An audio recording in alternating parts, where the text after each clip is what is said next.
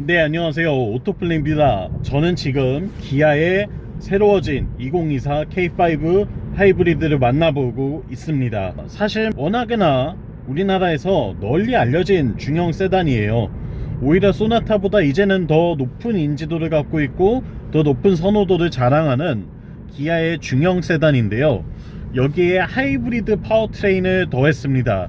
친환경 파워트레인을 더하면서 연비 효율을 높이고 덕분에 경제성까지 함께 잡게 된 이 K5 하이브리드가 과연 어떤 매력을 보여주는지 지금부터 저와 함께 만나보시겠습니다. 영상 보시기 전에 구독과 좋아요로 응원도 많이 부탁드릴게요. 네, K5 사실 날카롭고 스포티한 디자인으로 젊은 층에게 많은 사랑을 받아왔던 그런 대표적인 자동차예요. 여기서 조금 더 개선할 수 있을까, 좀 더 발전할 수 있을까를 고민한 디자이너와 기타 엔지니어들의 노력의 흔적이 이 페이스리프트 상품성 개선 모델에서 드러나고 있습니다. 우리가 보기에는 사슴뿔 형상을 갖고 있는 것처럼 날카롭게 세 조각으로 찢어진 데이라이트 형상을 확인할 수가 있는데요. 기아의 새로운 패밀리 룩이라고 봐도 좋을 것 같습니다. 바로 앞에 달려나가고 있는 EV9에서도 테일램프에서 그 형상을 찾아볼 수 있기 때문이죠. 기존의 헤드램프 라인에서 한 줄기 빛을 더 추가하면서 전면부에서 바라봤을 때의 이 데이라이트의 형상이 마치 번개가 치는 것 같은, 번개가 여러 갈래로 갈라지는 것처럼 빛으로 약간의 기교를 부린 모습을 볼 수가 있는데, 의외로 디자인적으로 봤을 때 난해하거나 뭔가 좀 부산스럽지 않고 깔끔하게 딱 떨어지는 라인을 보여주는 것 같아서 오히려 짙은 인상을 남기기에 훨씬 좋은 것 같습니다. 그리고 측면에서 보는 이 실루엣은 기존의 모델과 크게 차이를 드러내지 않는데요.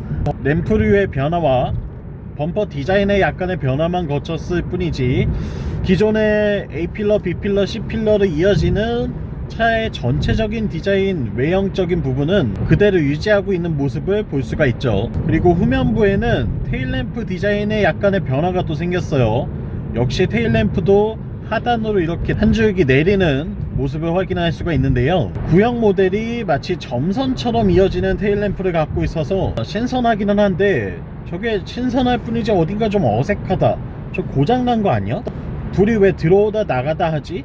라는 인식을 심어줬었는데, 다행히 이 상품성 개선 모델에서는 한 번에 쭉 이어지는 테일램프 라인과 아래로 한 줄기 더 내리는 그런 형상을 확인할 수가 있습니다. 전반적으로 상품성 개선을 거치면서 디자인의 완성도가 조금 더 높아진 것 같아요. 일반적으로 봤을 때에는 단세대 정도 진화를 하다 보면 디자인에 오히려 좀 손해가 생기는 그런 부분들이 있거든요. 풀체인지 이후에 처음 디자이너들이 의도했던 그런 라인들을 약간씩 수정하면서 이걸 오히려 망치는 경우가 있는데, K5 같은 경우에는 오히려 더 좋아졌다라고 평가할 수 있을 것 같아요. 그리고 도어를 열고 실내로 들어오면 변한 듯 변하지 않았습니다. 우리에게 익숙한 그런 레이아웃은 그대로 유지하면서 여전히 첨단의 기술들을 잘 품고 있는 걸 확인할 수가 있죠. 운전석에 앉아있으면 12.3인치의 디지털 클러스터, 12.3인치의 인포테인먼트 시스템과 그리고 시프트 바이 와이어로 되어 있는 변속 다이얼, 통합 인포테인먼트 컨트롤러, 여기에 어라운드 뷰 기능과 고속도로 주행 보조 기능까지 갖추고 있거든요. 속도를 맞춰서 설정하면 HDA가 활성화가 되고요. 스티어링 휠에서 손을 잠시 놓더라도 차선을 유지하는 모습을 볼 수가 있습니다.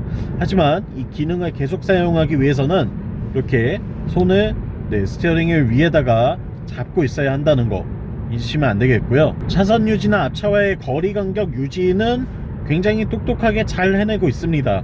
이런 부분들은 지속적으로 업데이트하면서 점차 더 개선해 나가고 있기 때문에 24년형인 이 차는 가장 좋은 소프트웨어가 들어가 있겠죠. 그리고 크래시 사운드 시스템이라던가 또 앰비언트 라이트라던가 가죽으로 이렇게 마감한 크래시 패드 등 실내의 고급 소재 또 편의 사양들을 여러가지 두루두루 갖추고 있는 모습을 볼 수가 있어요. 뒷좌석은 아주 넓은 2열 공간을 제공합니다. 썬블라인드와 열선 시트, 에어벤트 뿐만 아니라 암레스트도 갖추고 있고요. 그리고 무엇보다도 레그룸과 헤드룸이 아주 넉넉해요.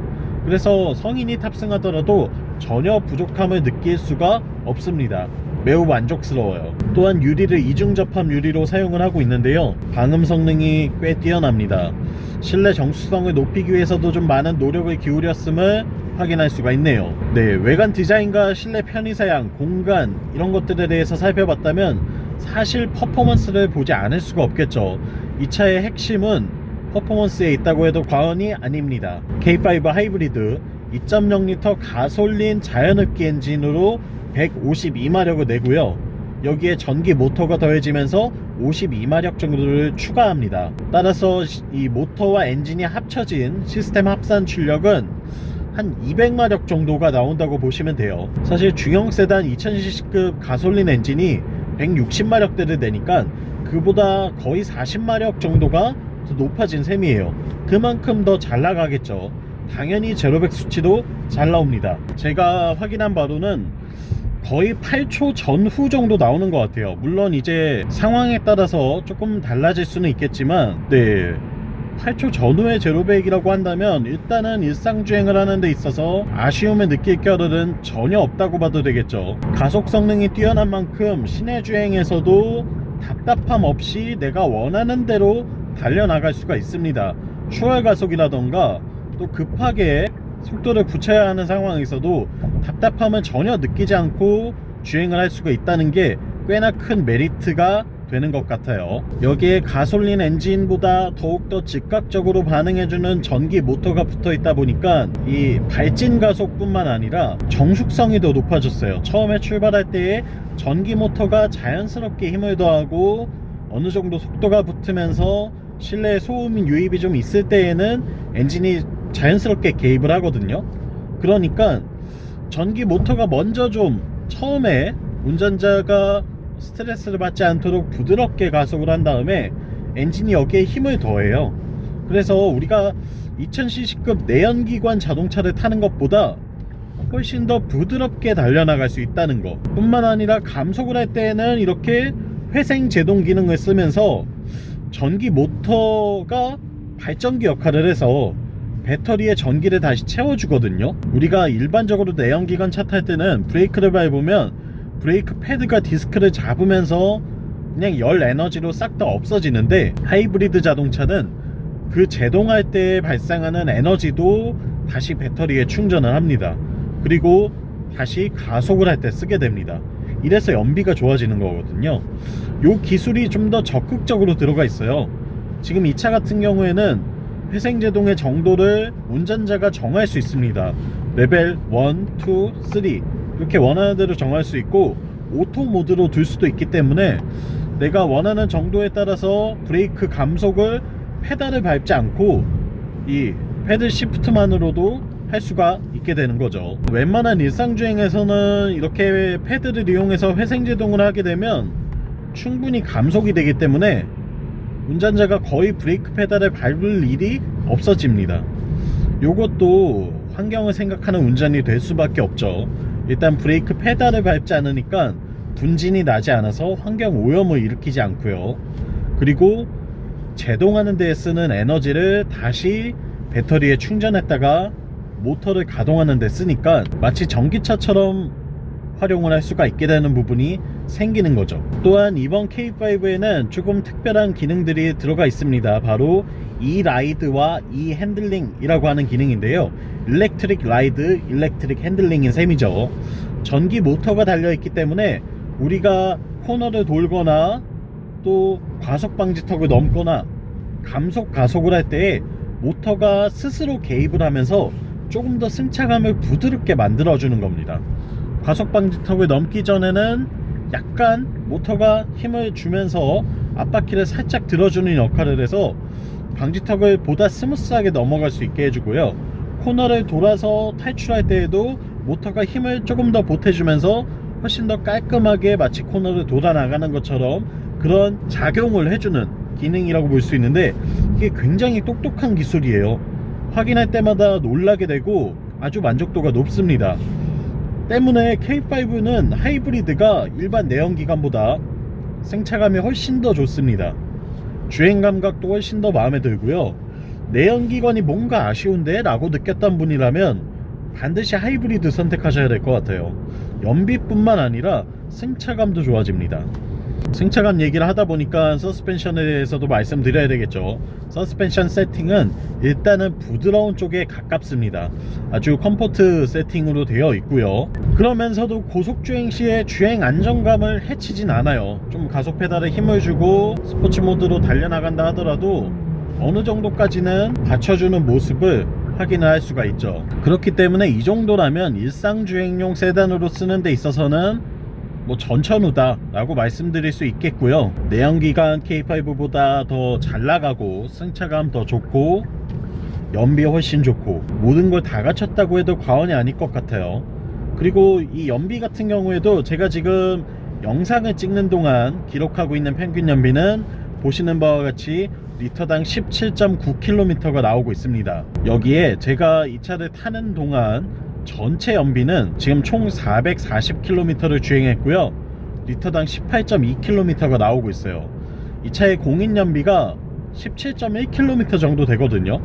그러니까 오히려 공인 연비보다 더 좋은 수치를 보여주고 있는 셈이죠. 휘발유 넣고 타는 중형 세단으로 연비가 이 정도 나온다는 게 굉장히 어려운 일이거든요. 역시나 전기 모터와 전기 배터리에 도움이 없었다면 상당히 어려웠을 것 같고, 기아가 가지고 있는 하이브리드 기술이 상당히 진보해 있다는 것을 반증하고 있습니다. 자, 총평 가겠습니다. 종합평가.